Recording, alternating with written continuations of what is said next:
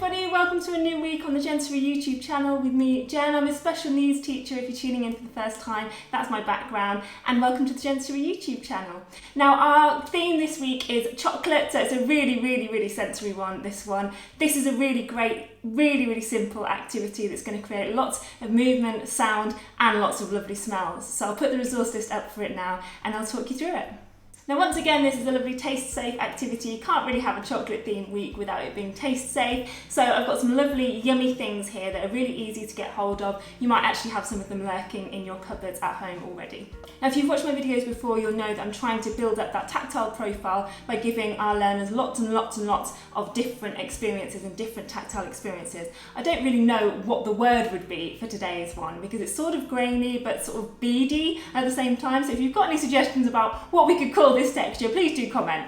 Now the activity today is going to naturally create movement, and with movement comes sound, so we're stimulating the auditory sense as well as the tactile, and because it's chocolate we're also stimulating our olfactory sense, which is your sense of smell.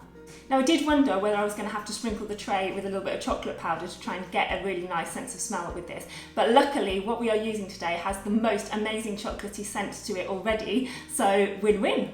So as I mentioned, it's a really simple one today. I am using the chocolatey mix from Dr. Oetker. I found this in the baking aisle, always worth a good rummage in the baking aisle. You can find all kinds of cool bits and pieces to support taste, safe, messy play. I've poured some of those out already in here. As I say, they are so chocolatey, you don't need anything else added to this to make it smell chocolatey. They really are beautiful to smell. To that, I'm going to add hundreds and thousands, which to be honest has to be one of my favourite things to use in messy play, just because of the way they behave, the sensation that you get when you run your hands over them, and just the way they ricochet off everything. Messy, yes, but so much fun. I've also got some Maltesers here, and I put them in a cake tin to create more of an auditory impact.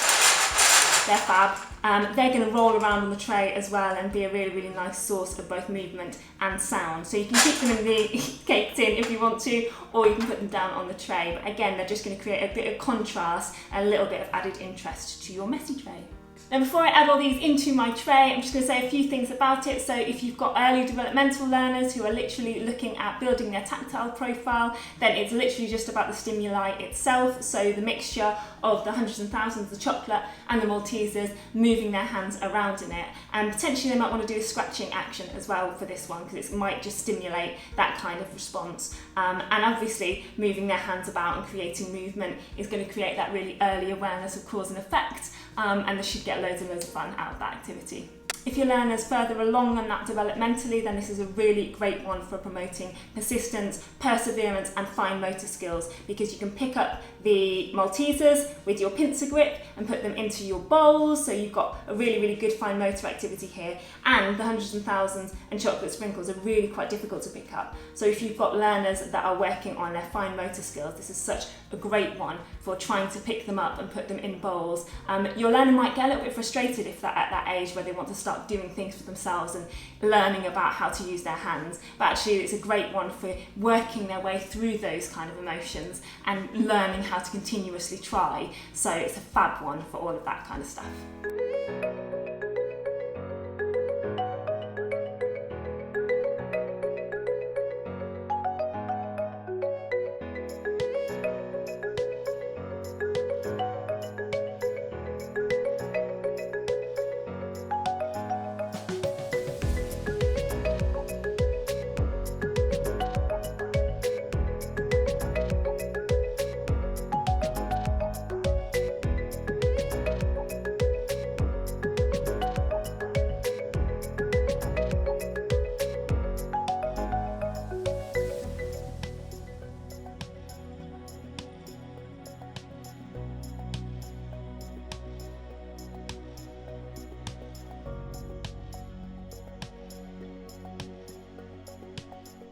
So as you can see, it's got a really beautiful wackiness to it when you pour it all out, almost a bit Charlie and the Chocolate Factory-esque. It is so lovely to feel as well. When you run your hands over it, it just creates such a nice sensation, and it's actually quite calming. And actually added the Maltesers into it, you do get a really lovely contrast between the two.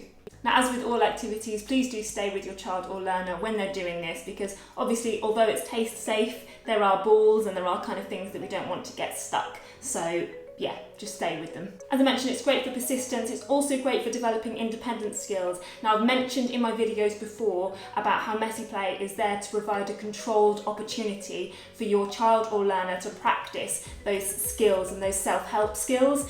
Sometimes when they're trying to do things on their own all the time or trying to get those independent skills up, we can sweep in as adults, whereas actually when you've got a messy play activity where the whole point is to practice those skills, it's a really lovely opportunity for them to do it in a really safe and fun way. To support those self-help skills, you can put things like spoons in and little jars and little containers, and then they can actually help themselves to understand how to scoop. Because they're balls, they obviously run around all over the tray, so again, you're getting those persistence skills up and ability to try, but actually that's going to really help on the self-help and being able to feed themselves and understand about cutlery in a fun and sensory kind of way.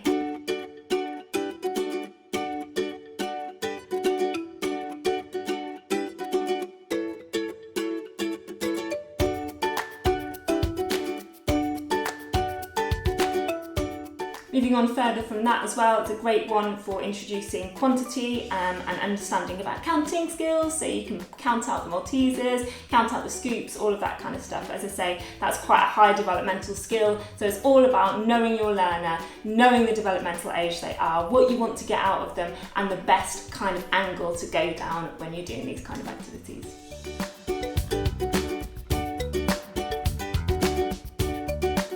And there we have it, a lovely wacky chocolatey tray of wonder.